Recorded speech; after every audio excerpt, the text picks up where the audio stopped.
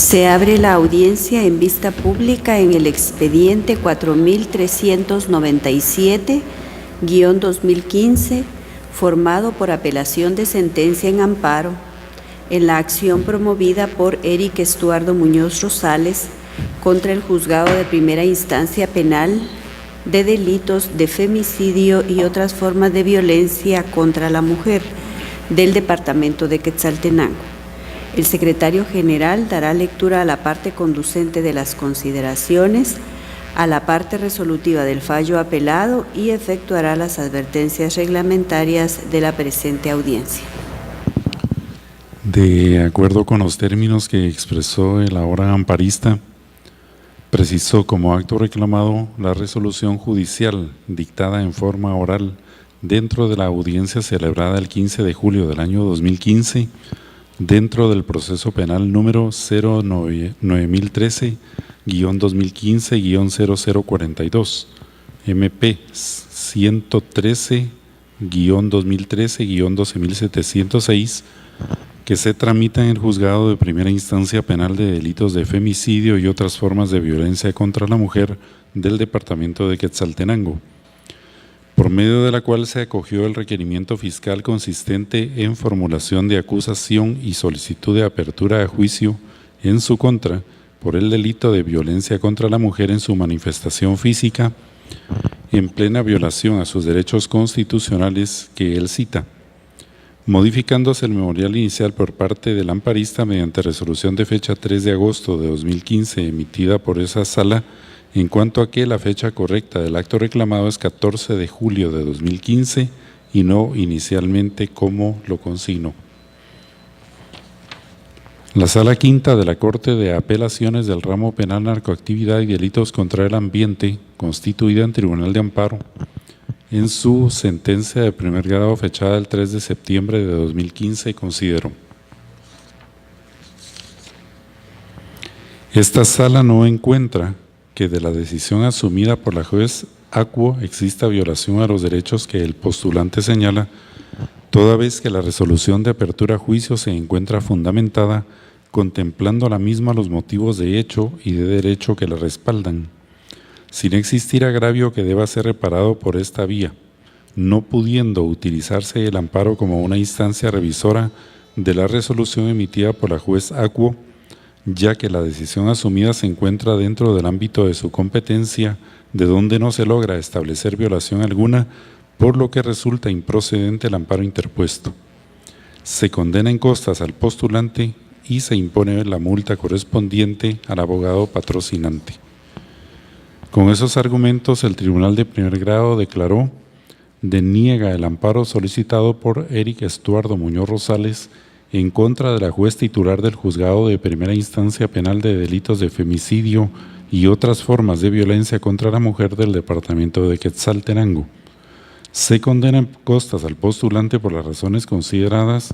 Se impone al abogado patrocinante Miguel Antonio de León Taracena la multa de 1,000 quetzales, la que deberá ser efectiva dentro de 5 días de estar firme el presente fallo en la tesorería de la Corte de Constitucionalidad, bajo apercibimiento de que, en caso de incumplimiento, su cobro se hará por la vía legal correspondiente.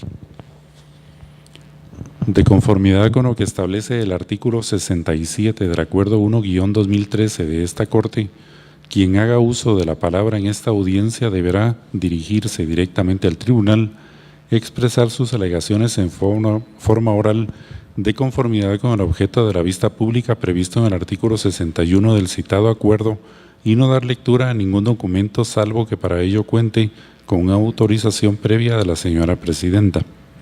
Deberá concretarse el asunto planteado, ser breve, conciso y preciso en su exposición. Para la exposición de argumentaciones, cada una de las partes intervinientes en esta audiencia cuenta con un tiempo máximo de 15 minutos. Es todo, señora Presidenta. Puede hacer uso de la palabra el abogado Miguel Antonio de León Taracena, quien actúa auxiliando al señor Eric Estuardo Muñoz Rosales. Sí, muy buenos días, honorables magistrado de la Corte de Constitucionalidad. Lo que me trae aquí es una situación bastante delicada desde el punto de vista jurídico. El motivo de mi inconformidad con relación a la apelación venida en grado es porque evadió su obligación de poder determinar en su fondo los agravios claramente expuestos en el memorial inicial de amparo, en donde se fue muy claro en argumentar la violación al derecho de defensa, al debido proceso y al derecho constitucional de prestación positiva, consistente en que toda autoridad judicial debe de desempeñar su actuar de conformidad con el artículo 154 constitucional.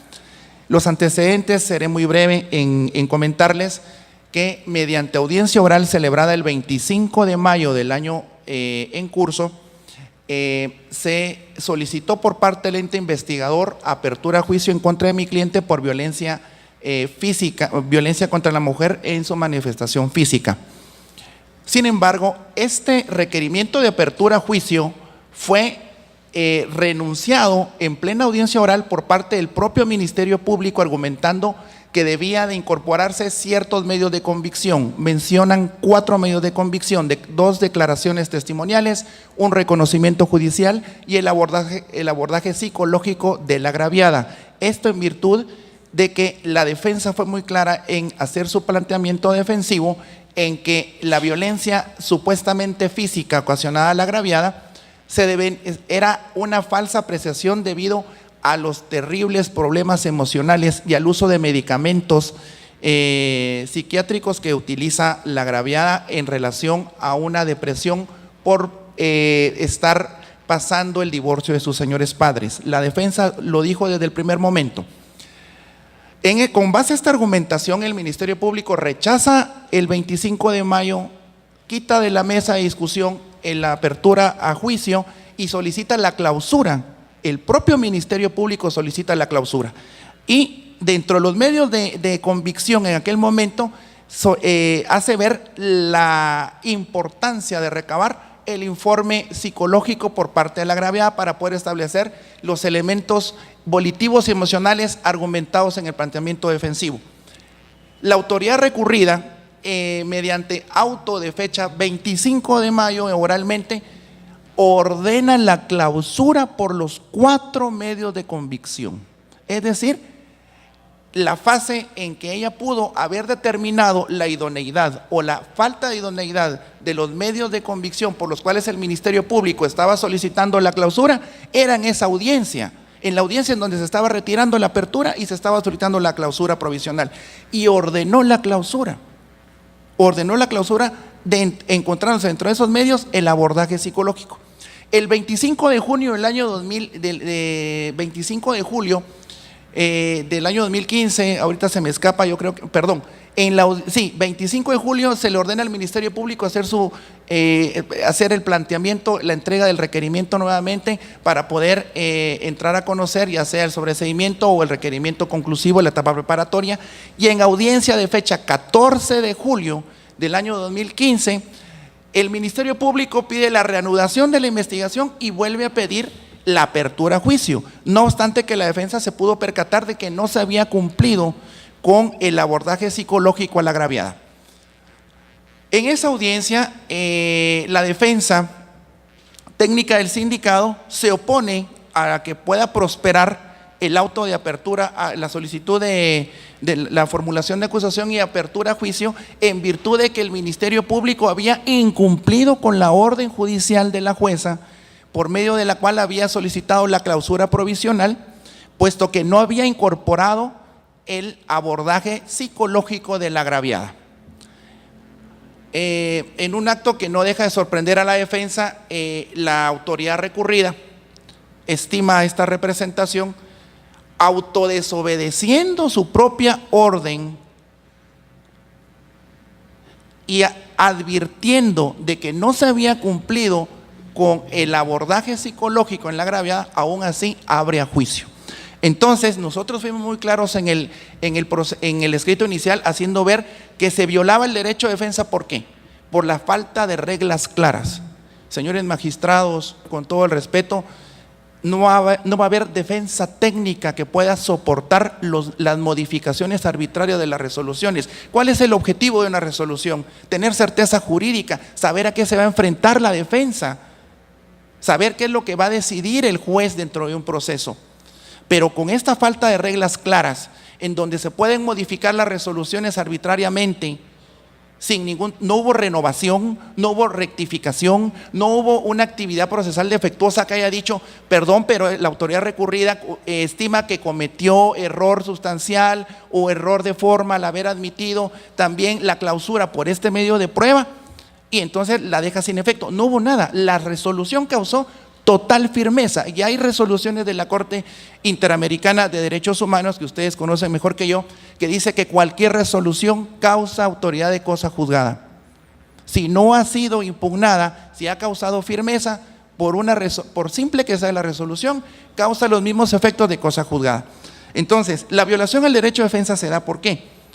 Porque con reglas poco claras, con resoluciones modificables, la defensa no puede proyectar una defensa idónea. ¿Por qué? Porque ya no bastará únicamente ser notificado de la resolución, sino que habrá que quedar a la espera de que esa resolución, a pesar de haber sido dictada, a pesar de haber causado firmeza, a pesar de haber causado juridicidad, sea respetada por la propia autoridad que la dictó. Esto es inconcebible en un Estado democrático de derecho. Eso posiblemente se podría dar en un Estado absolutista. Y aún ni siquiera en un Estado absolutista, porque en los estados absolutistas, aunque sean reglas generales, pero hay reglas que respetar. La defensa, también en la violación al derecho de defensa se da porque se deja a mi cliente en completo estado de indefensión, porque no va a poder ir a probar al debate su tesis defensiva, su planteamiento de defensa. ¿Por qué? Porque la defensa fue muy clara en fundamentar su tesis en el estado emocional de la muchacha.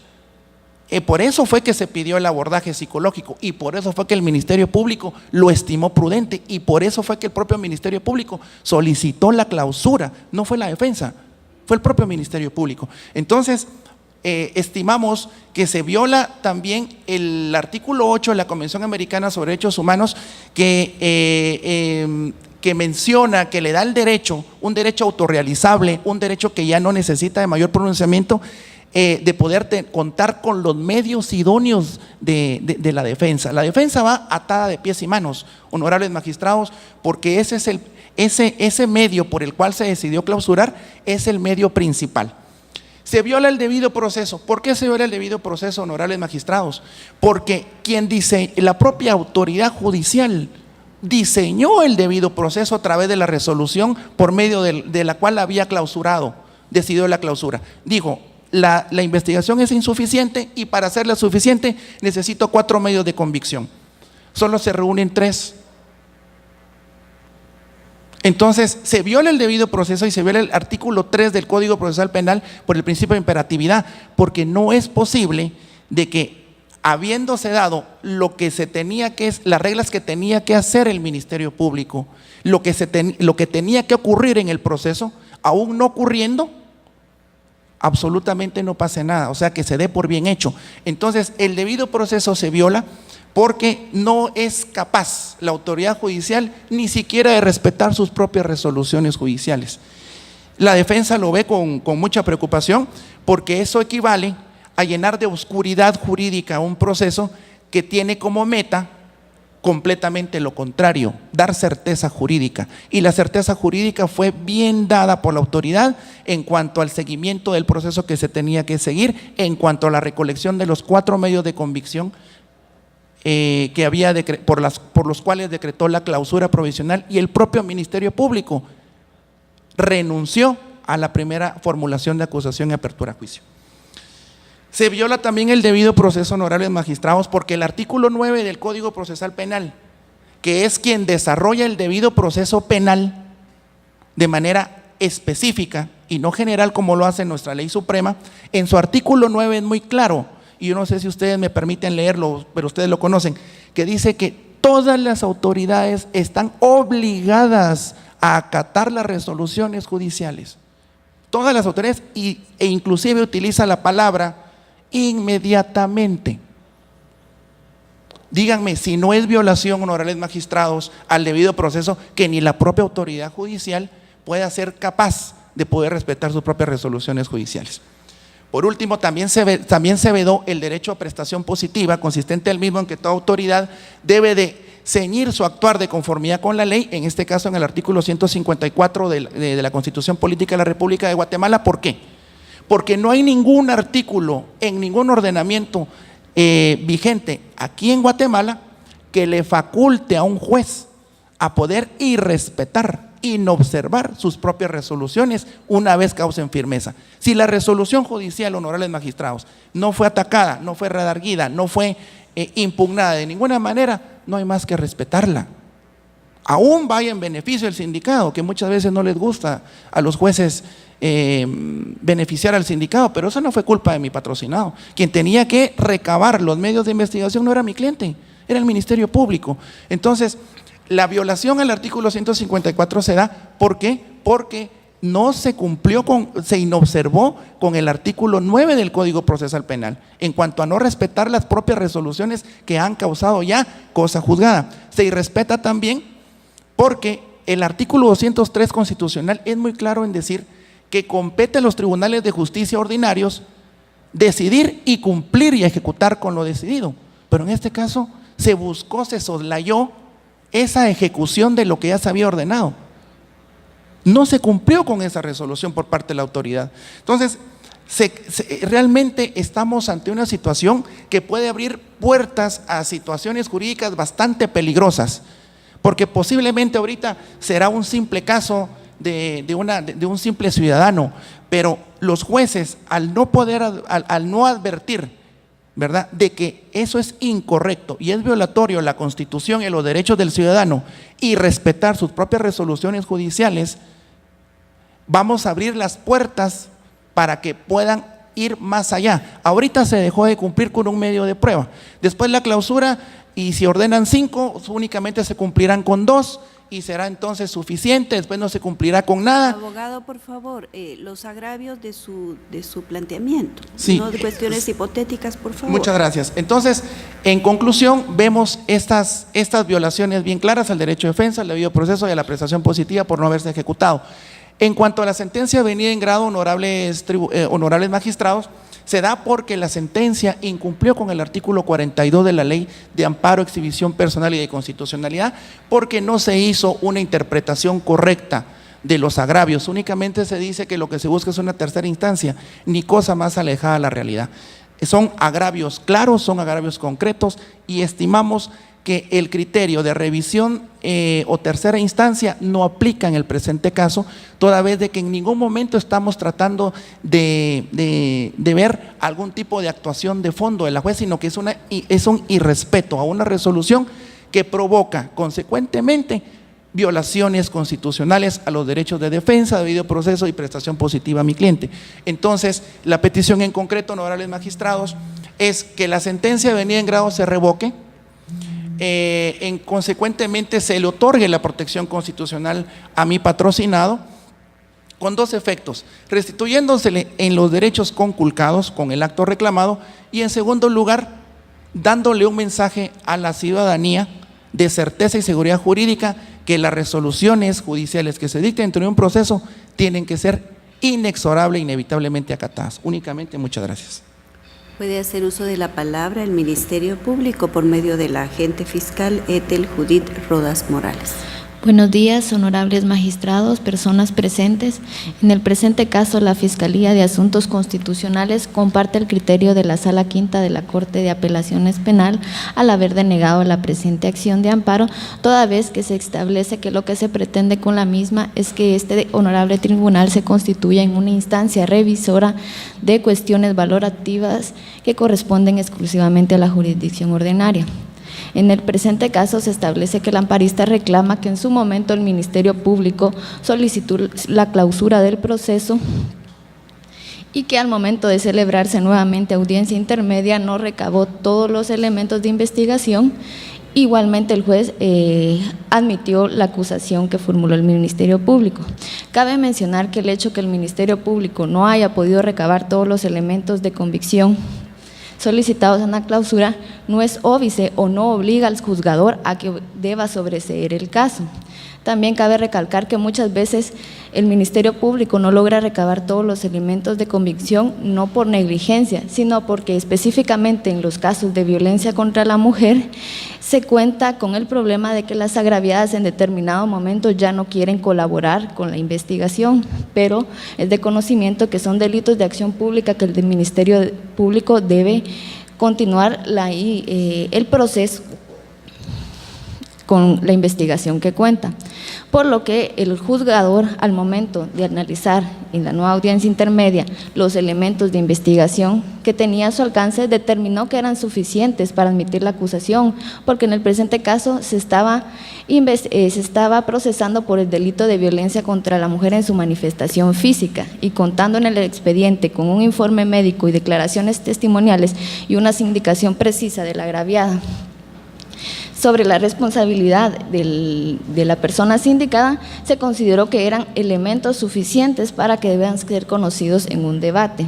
También cabe recalcar que el hecho de que se haya abierto a juicio un proceso no repercute en que se esté determinando la culpabilidad del sindicado, ya que será en el propio debate en donde el sindicado y su defensa podrán hacer todas las argumentaciones que se hicieron en esta vista pública. Por tal razón se considera que no genera ningún agravio lo resuelto por la autoridad recurrida, ya que lo hizo en el ámbito de sus atribuciones y repercute en un criterio propiamente valorativo que no compete entrarse a conocer a través de una acción de amparo, por lo que se solicita que el recurso de apelación sea declarado sin lugar, se confirme lo resuelto por la Sala Quinta de la Corte de Apelaciones en el sentido de que se deniegue la presente acción de amparo. Muchas gracias. Se clausura la presente audiencia.